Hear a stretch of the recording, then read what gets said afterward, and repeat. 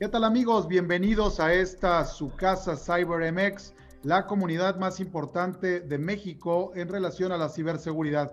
Y hoy me siento muy contento ya que nos engalana una gran personalidad, una dama muy profesional con una gran trayectoria en este campo de la tecnología. Ella es Sandra Luz López, es la directora de tecnología de Prudential.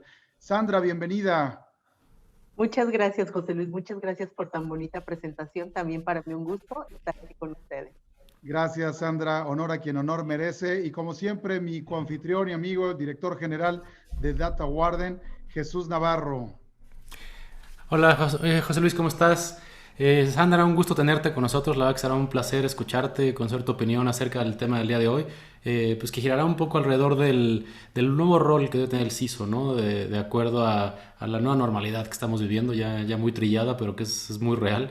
Ha habido mucho cambio a nivel industria, a nivel país, a nivel global. Entonces queremos platicar un poquito acerca de esa visión que tienes, ¿no? De cuál debe ser esa nueva función del CISO, cómo se debe apegar cada vez más al negocio. Y bueno, será un placer escucharte y muchas gracias por aceptar la invitación.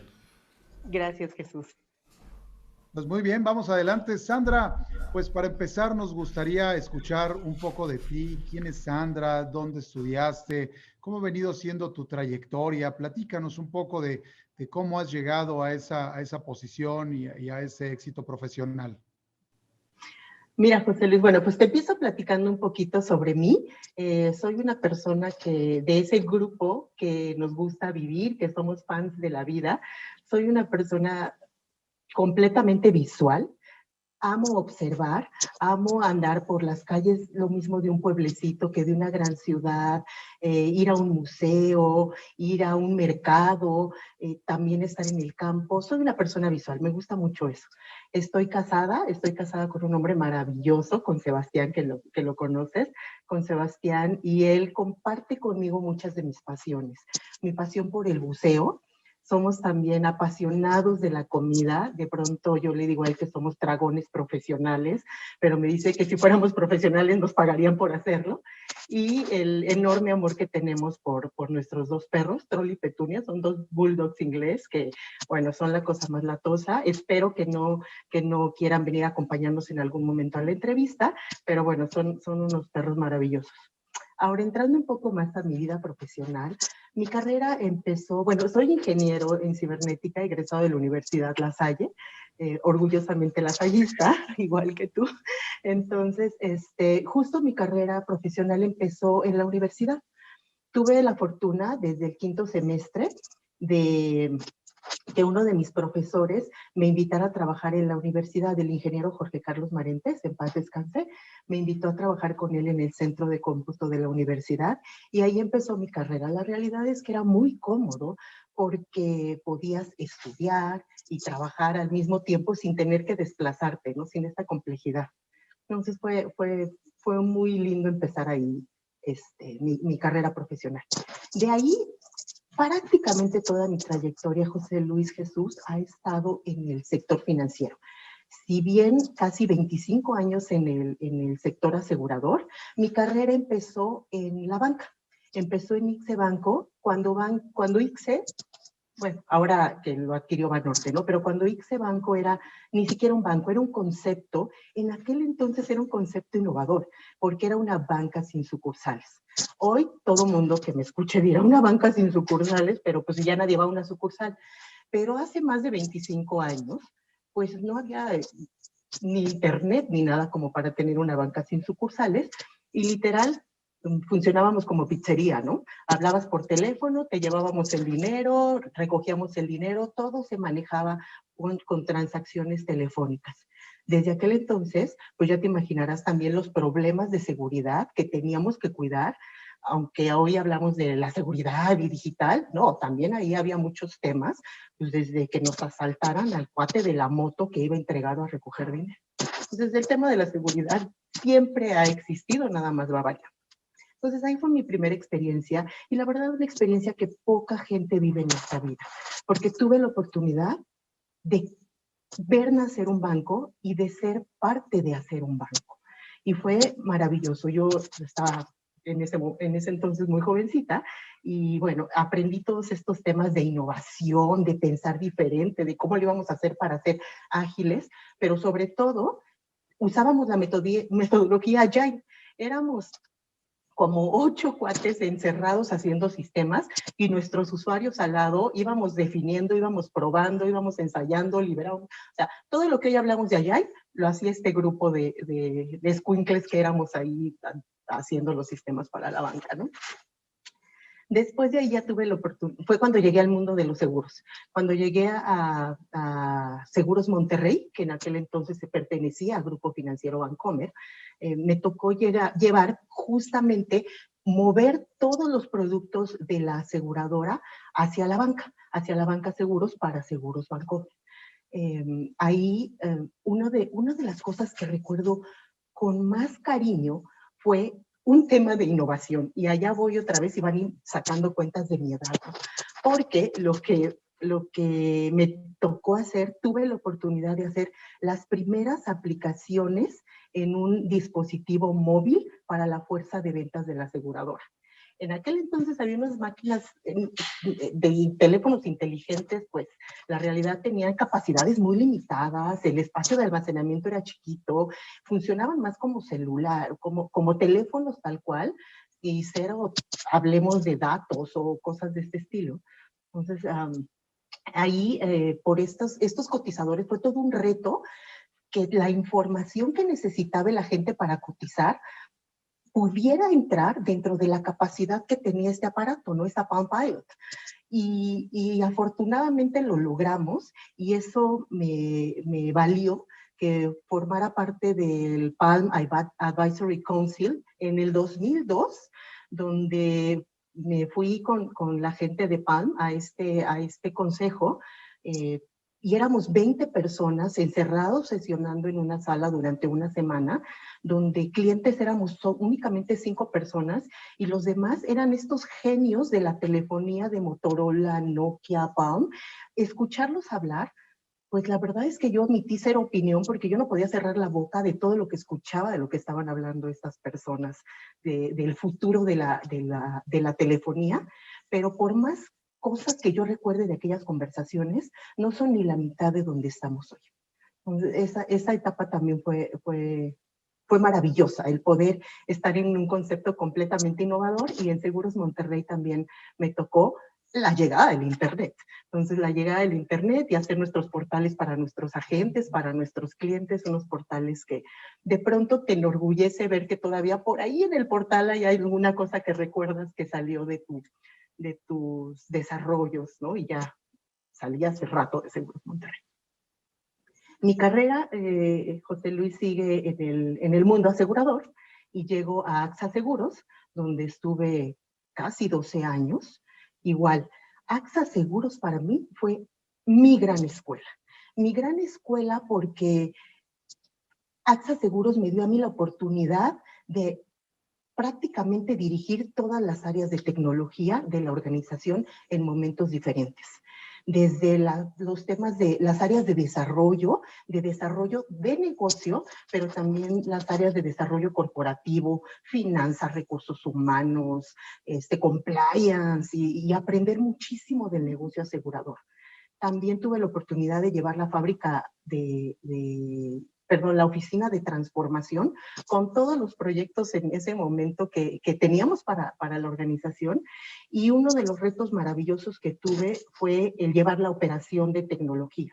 La parte operativa en tecnología verdaderamente me hizo ver mi suerte, ¿no? es donde está todo, debes de mantener la estabilidad, tu operación, todo debe de estar funcionando y sobre todo lo debes de estar mejorando día a día porque la operación crece y tú no te puedes quedar atrás, el performance debe de continuar, debes de habilitar el volumen, debes de hacer muchísimas cosas y sobre todo cuando tenemos también temas de fusiones o adquisiciones como cuando AXA adquiere a ING, que son proyectos monumentales, o cuando nos tuvimos que llevar toda nuestra operación a un centro de cómputo fuera de la Ciudad de México, en Querétaro, son proyectos maravillosos porque ahí hay de todo, ¿no? Desde los temas de implementación, desarrollo, buscar un edificio, la infraestructura, la telefonía, la seguridad, el site. Bueno, en esos proyectos aprendes todo y yo tengo la fortuna, es que soy una persona súper afortunada, me ha tocado hacer cada cosa. Tengo la fortuna de hacerlo 2 veces, porque lo hice para Seguros Monterrey, los llevé a Querétaro con todo el centro de operaciones, y lo hice después para AXA. Y aunque pareciera que ya tenía experiencia en eso, siempre hay cosas diferentes y cosas más. Entonces, AXA Seguros fue mi gran escuela. Y de AXA Seguros, finalmente, bueno, porque ahí también yo tuve unos maestros impresionantes. Los vicepresidentes de AXA, gente que te acoge, que te enseña, que te ayuda, que son tus mentores, pero también mis compañeros. Mis compañeros eran gente que sabía muchísimo. O sea, el de arquitectura era un genio buenazo, el de infraestructura, un tipazo que se la sabía de todas, aparte colaboraban. Y a esa gente le aprendes, aunque yo nunca había estado a cargo de un área de infraestructura, por ejemplo, o de seguridad, que nunca he estado a cargo de un área de seguridad, les aprendes muchísimo a esas personas porque comparten. Por eso te digo que AXA fue para mí esa gran escuela.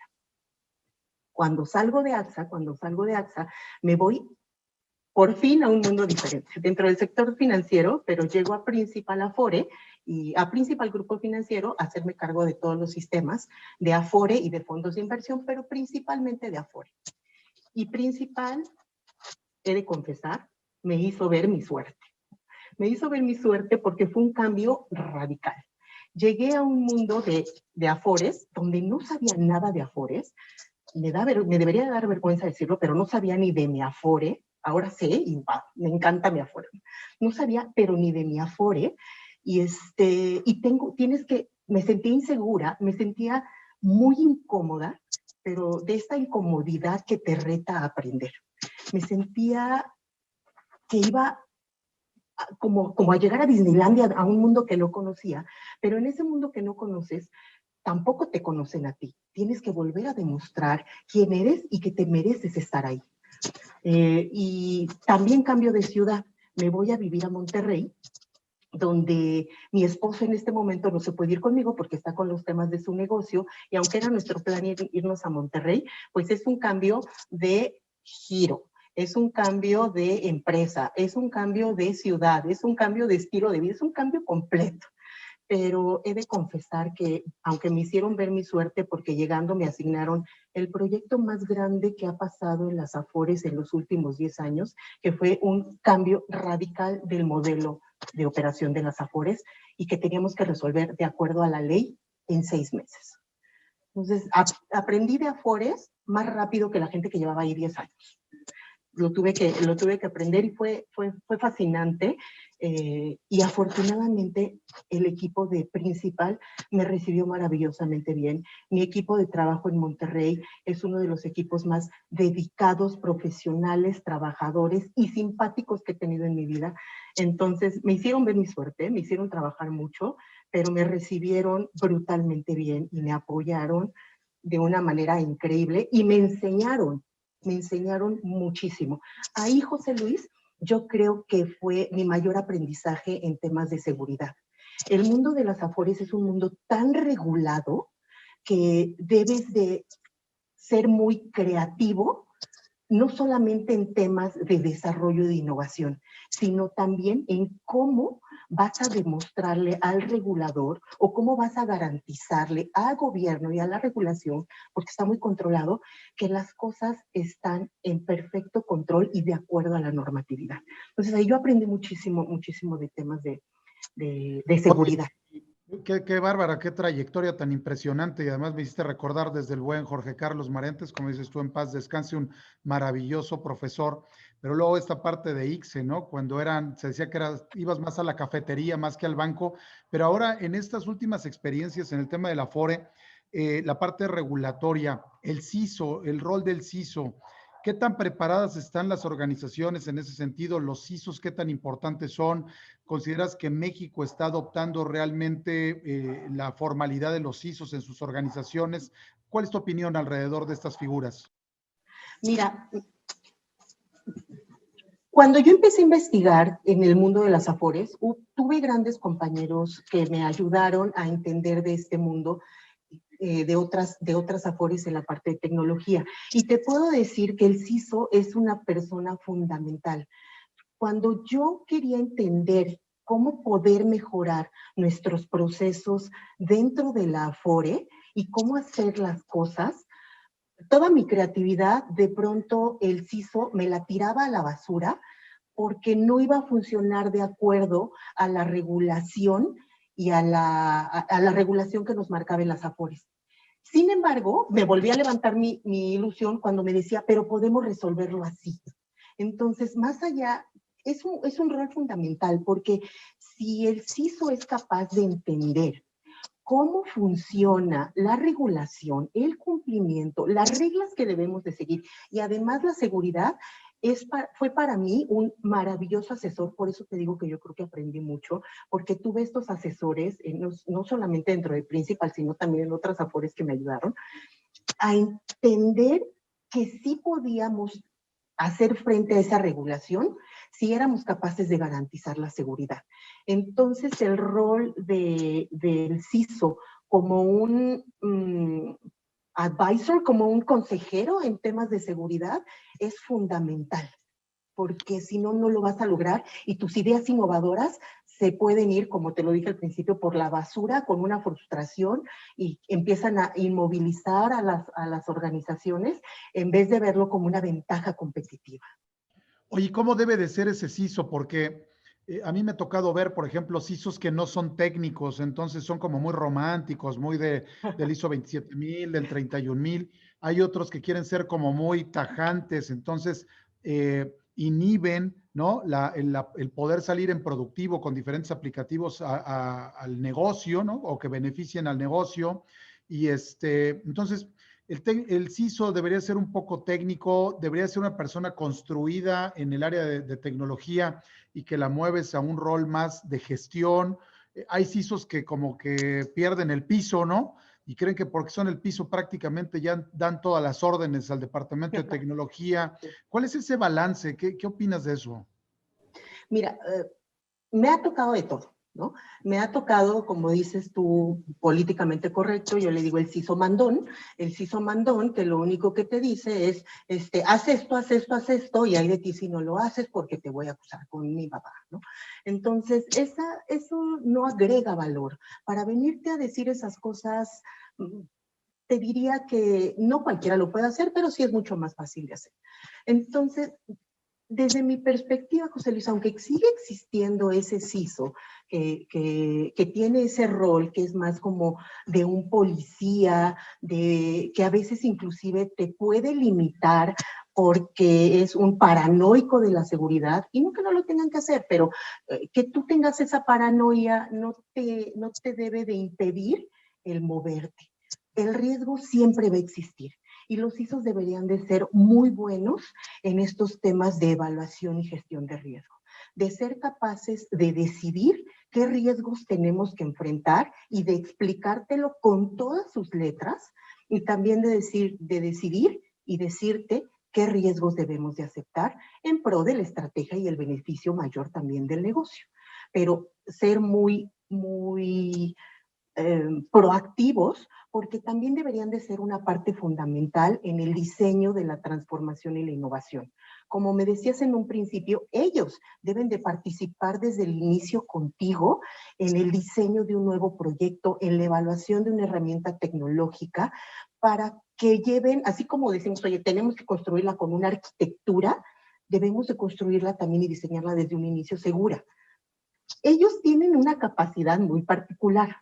que encuentran en los procesos puntos de quiebre, fallas, temas que impiden la trazabilidad, que de pronto por aquí hay algo sospechoso.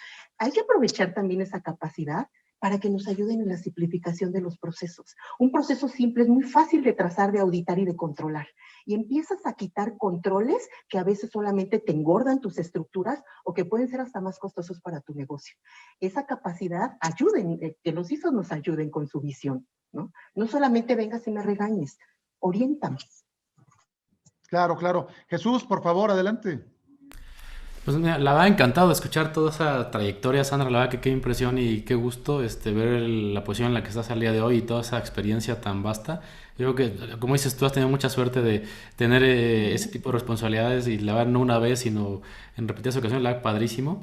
En este tema del rol del CISO, la verdad que coincido perfecto, o sea, creo que pues el rol que realmente los negocios requieren no debe ser el del policía dentro de la organización que no está viendo a ver quién mueve un dedo fuera de lo que debería, ¿no? O sea, creo que debe ser un rol mucho más colaborativo, más empático y sobre todo orientado al negocio. O sea, hacías tú el comentario hace ratito de, oye, pues si el CISO supiera entender bien la regulación, para el tema de las afores, o sea, cambiaría muchísimo.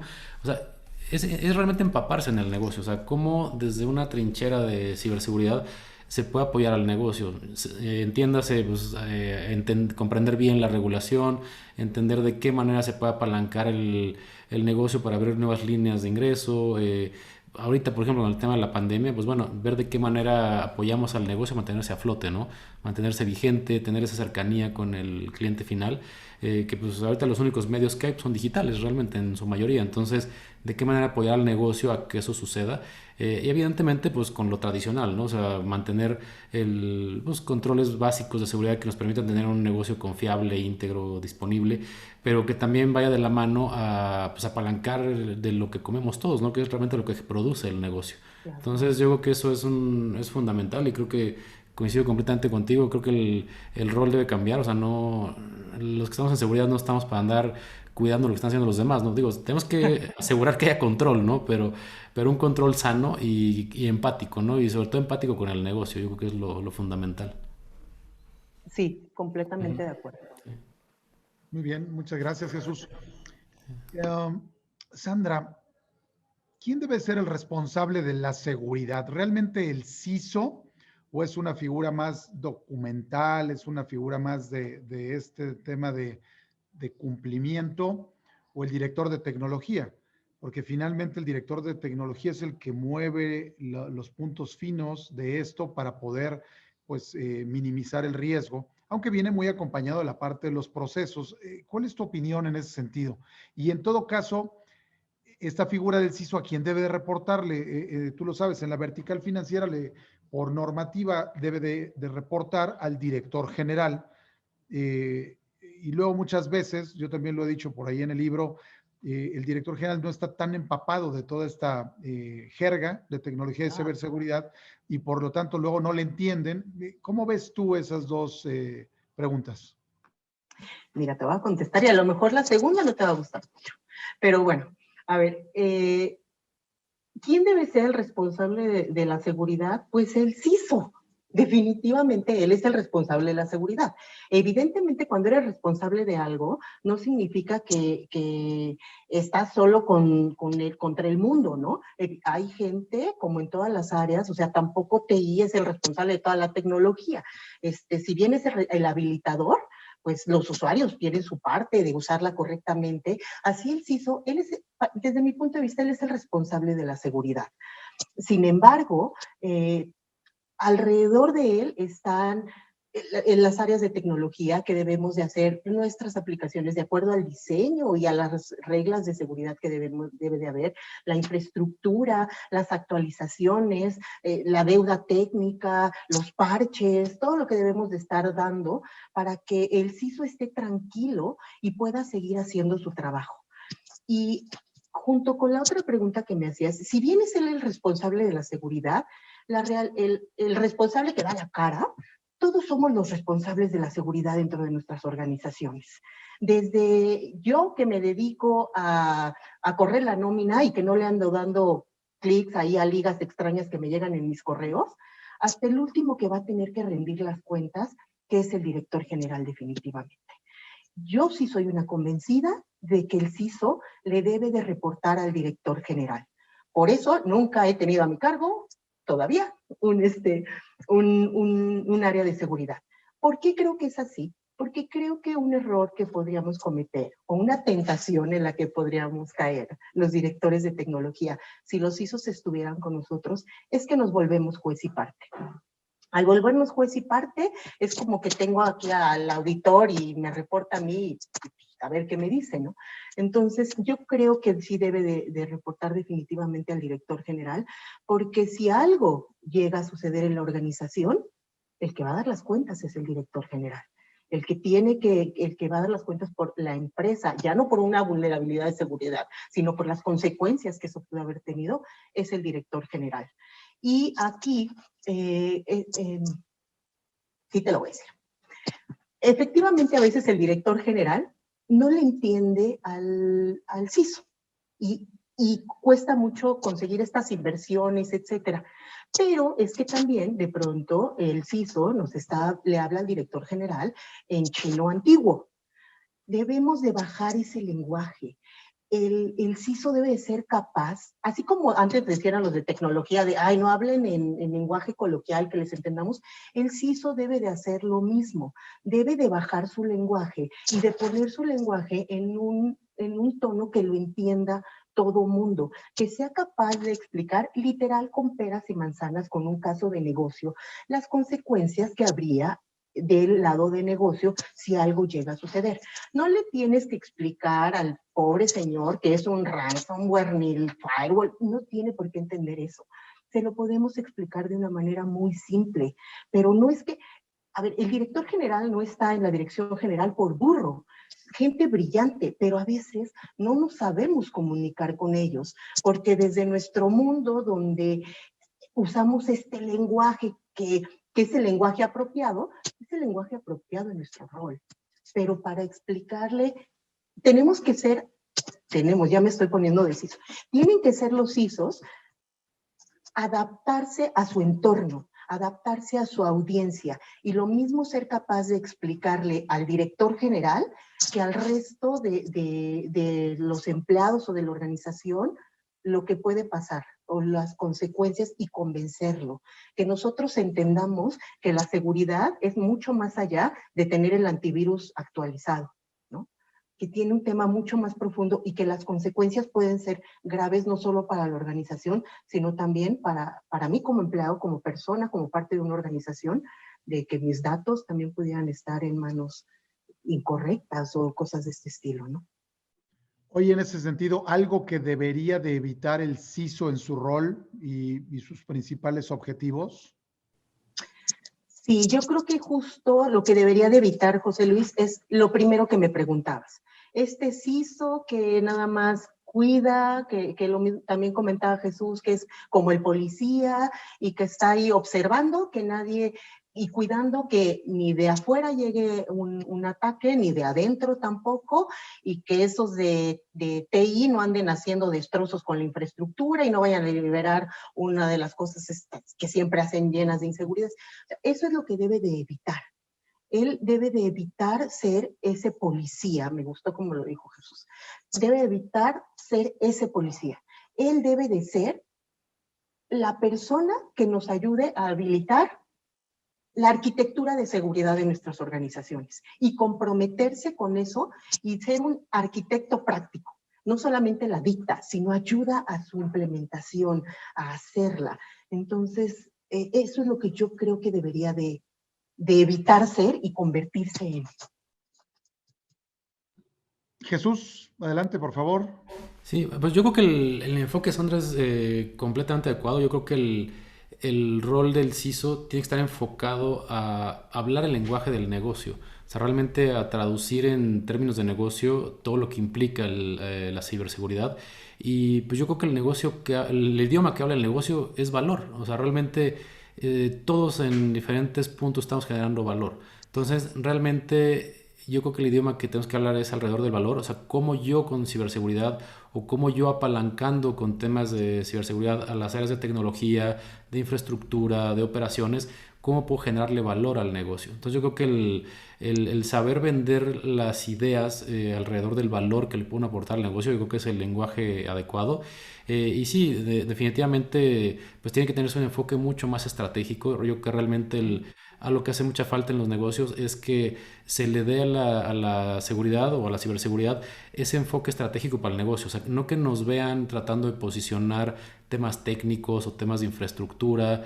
Creo que ya cualquier director general, cualquier CFO o algún rol del negocio que tenga alguna injerencia en la aprobación de presupuestos, yo creo que ya a cualquiera le cansa un poco el tema de, oh, y otra vez ahí viene el de seguridad con con su pliego petitorio, ¿no? De cuántas cajas quiere comprar o qué juguetes nuevos tiene ahí por comprar. Creo que el mensaje debe ser más bien, o sea, ¿qué valor le puedo aportar al negocio con esta estrategia que quiero llevar a cabo, ¿no? O sea, tener esa visión mucho más estratégica, saber traducir bien pues, los apoyos que se van a dar desde, pues sí, con base tecnológica y muy especializada en temas de seguridad, pero pues, ¿qué voy a generar con eso, no? O sea, creo que ahorita el tema de la pandemia ahora sí que alguien por ahí dijo, nos cayó como anillo al dedo, o sea, creo que hasta cierto punto sí, en términos de desarrollo y cambio de visión, creo que nos mostró todo lo que realmente podemos hacer, trabajar en equipo y sacándole jugo a las inversiones. Creo que muchos nos dimos cuenta, o sea, la verdad es que con lo que teníamos en casa podíamos hacer mucho más en el negocio, en la propia casa. Y pues nos enseñó que realmente los presupuestos se pueden estirar. Evidentemente hay presupuesto, no hay que saberlo pedir de otra manera, mucho más alineada al negocio. Y, pues, si le hablas al negocio en su idioma, le dices, oye, te voy a ayudar a sobrevivir, te voy a ayudar a captar clientes nuevos, te voy a ayudar a que operes más segura, que tengas mejor disponibilidad. No, pues cualquier negocio bienvenido, ¿no? Va a decir, pues adelante. Que creo que el mensaje es diferente si dijéramos, oye, pues quiero comprar más servidores o más firewalls o más IPS. Pues la verdad que el negocio no entiende de eso y no va por ahí. Entonces creo que mientras más estratégicos logremos ser, logramos pulir ese mensaje, creo que es muy sano para todos.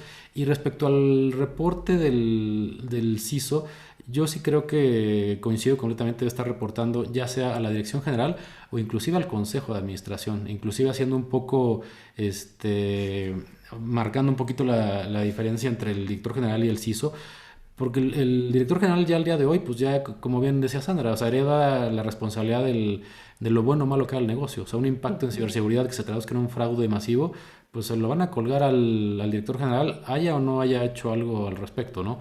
Entonces, creo que es muy sano para un director general que inclusive el CISO no le reporte a él. O sea, si existe una figura de un consejo de administración en el negocio, creo que lo ideal sería que ese CISO reportara al consejo y fuera pues un brazo derecho del director general en temas de ciberseguridad.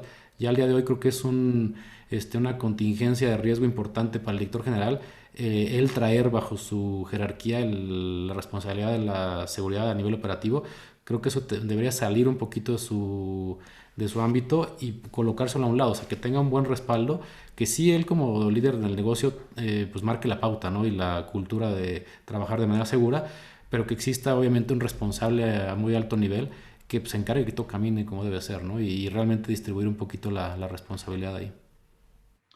Mencionaban ambos en algún momento, por ejemplo, en las figuras del CIO se decía, oye, habla menos operativo, menos tecnológico, vuélvete más estratégico. Parece que es un concepto ahorita alineado en la búsqueda de que el CISO fuera más estratégico, lo entiendo así, ¿no? Y acompañado de eso, digo, si quieren aquí hacer alguna aportación extra, y la pregunta sería, decías tú, Jesús, viene otra vez el CISO al consejo o con el CEO a pedir dinero para más juguetitos. ¿Es responsabilidad del CISO pedir los juguetitos o es responsabilidad de TI? A lo mejor yo cuestionaría, bueno, el CISO a lo mejor genera la estrategia, dice que hay que tener los certificados de seguridad perfectamente bien almacenados, a lo mejor eso nos lleva a pensar en un HSM, entonces decide el CISO a ese grado para que el CIO simplemente lo implemente, o el CIO evalúa las tecnologías que provienen de una sugerencia estratégica o normativa que esté gestionando el CISO. Definitivamente, José Luis, es una tarea conjunta porque al final el CISO es el que va a identificar que hay esta necesidad que se tiene que cubrir para tener nuestro negocio seguro. Pero yo creo que la parte ejecutora sí debe de ser el director de tecnología, porque de pronto puede ser incluso la persona que puede tener también mucho más contactos por su día a día, porque compramos servidores no solamente para seguridad, sino para muchas otras cosas más. Tienes a los proveedores, tienes muchas cosas y puedes hacer un mejor caso de negocio si lo hacen juntos, porque al final la vas a tener que justificar y tú, CISO, me vas a ayudar a ver, oye, cuáles son los riesgos y todo, qué pasaría si se materializan y hacer una correcta evaluación de riesgos, y yo voy a tratar de que esos costos nos den para estar cubiertos y presentar un muy buen caso de negocio, ¿no? Entonces, nos podemos ayudar muchísimo en esos temas si vamos de la mano con ellos. Definitivamente el director de tecnología tiene que trabajar con el CISO, pero como si fueran, no te diría que marido y mujer porque nos pelearíamos mucho, pero como si fuéramos hermanos tampoco, pero como si nos quisiéramos mucho, ¿no? Trabajar muy de la mano, siempre. Oye, pero entonces el consejo sería, mira, hoy hay maestrías, ¿no? En ciberseguridad y a lo mejor una persona no tan experimentada toma esta maestría y ya quiere ser un CISO, pero luego viene este tema que les planteo en donde, ok, a ver, vamos a comprar un WAF, vamos a comprar un New Generation Firewall. Mi percepción es que a lo mejor la persona no viene de haber hecho una instalación de un firewall viejito o un cable o un sistema operativo, ¿no? Para efectos de parcheo. Entonces, ¿no podría ser demasiado romántico, muy académico y eso generarle un riesgo a la organización si no ha tenido esa practicidad en la vida real? Definitivamente sí, por eso el director de tecnología o las áreas de tecnología deben de ser una mano derecha del CISO para conseguir esto de la dirección general, porque inclusive tú como director de tecnología, sabes que a lo mejor ni siquiera lo tiene que ir a pedir, a lo mejor ya tiene ciertas cosas que puedes utilizar para hacer lo que estás buscando o qué opciones pueden construir en conjunto, ¿no? El CISO, de pronto esta figura puede estar evolucionando a ya no ser necesariamente esta persona que salió de una carrera o de una formación tecnológica y ahora quiere ser CISO. Pueden ser diferentes roles los que puedan empezar en la medida que puedan entender qué son estos conceptos de seguridad, y muchas veces algunos soft skills están para entender estrategias, son un poco complicados encontrarlos en el general de la gente de tecnología. Jesús, por favor. Pues mira, yo creo que no hay una receta ideal. Yo creo que va a depender mucho, o en gran medida depende del tamaño de la empresa, la segregación de los roles, las funciones, ¿no?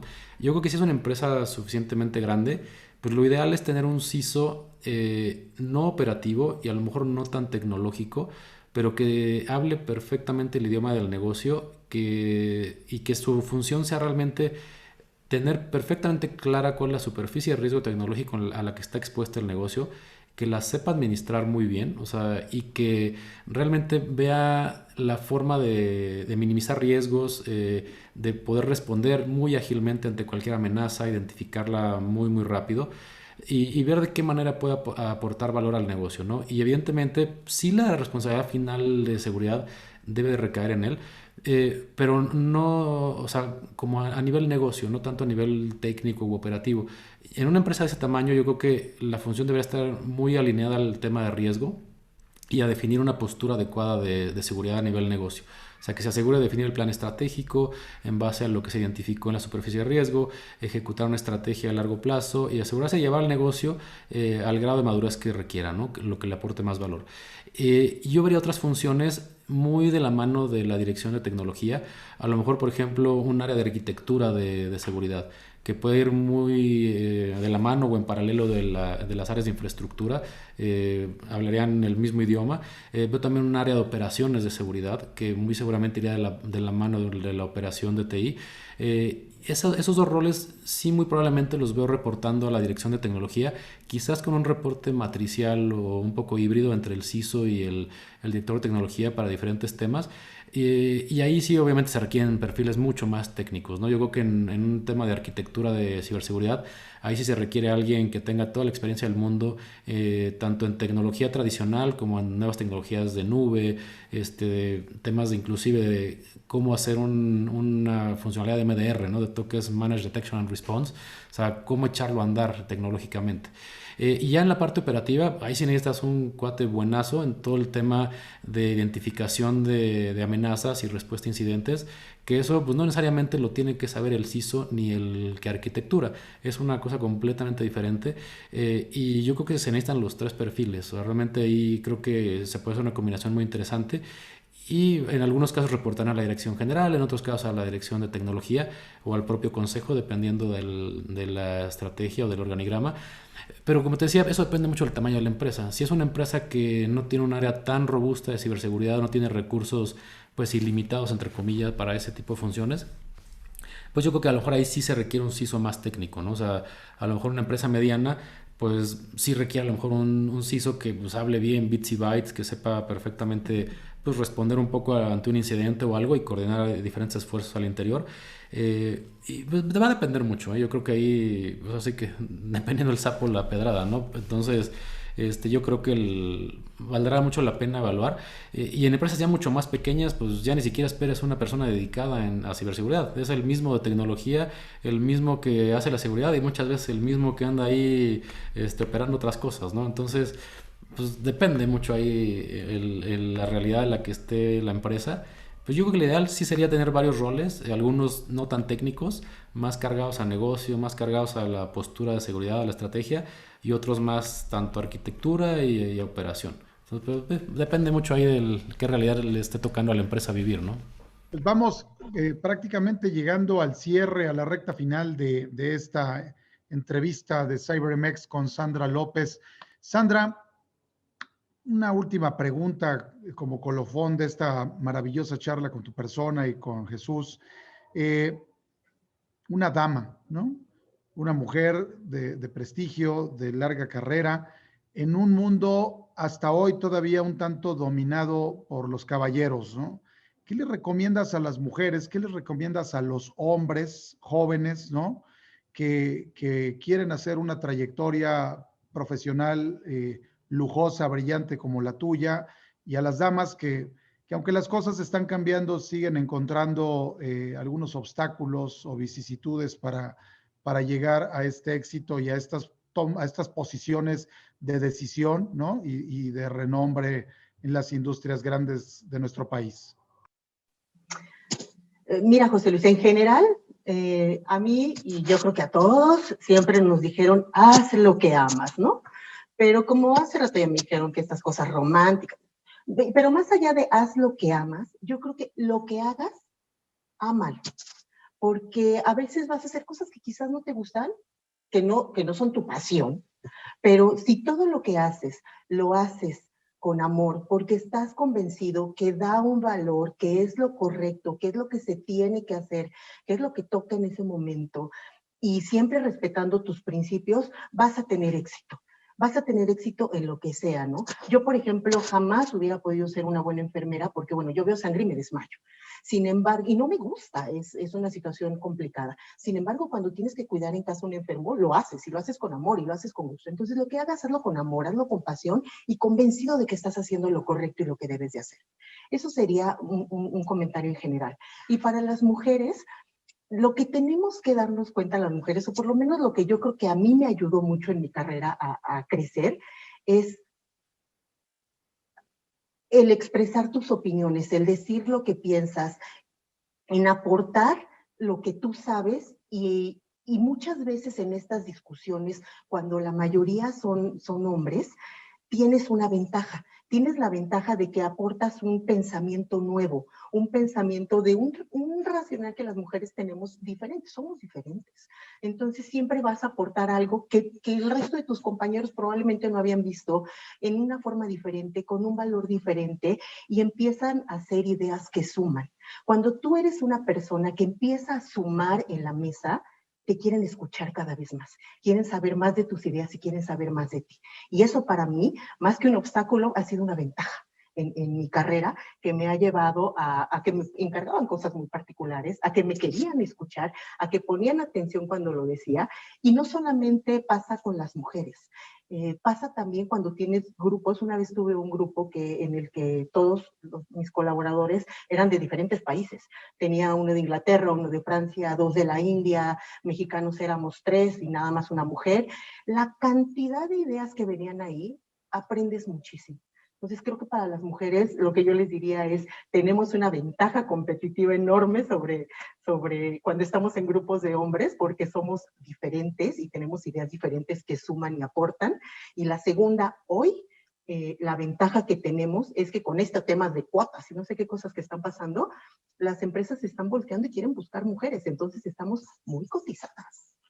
Muy bien, pues muchas gracias, Sandra. Muchas gracias, amigos, por estar con nosotros esta ocasión con Sandra Luz López, directora de tecnología de Prudential. Muchas gracias, Jesús Navarro. Pues yo soy José Luis Cisneros y pues no falles la próxima vez. Aquí te veo en CyberMX, la comunidad más importante de ciberseguridad en México. Gracias y hasta la próxima.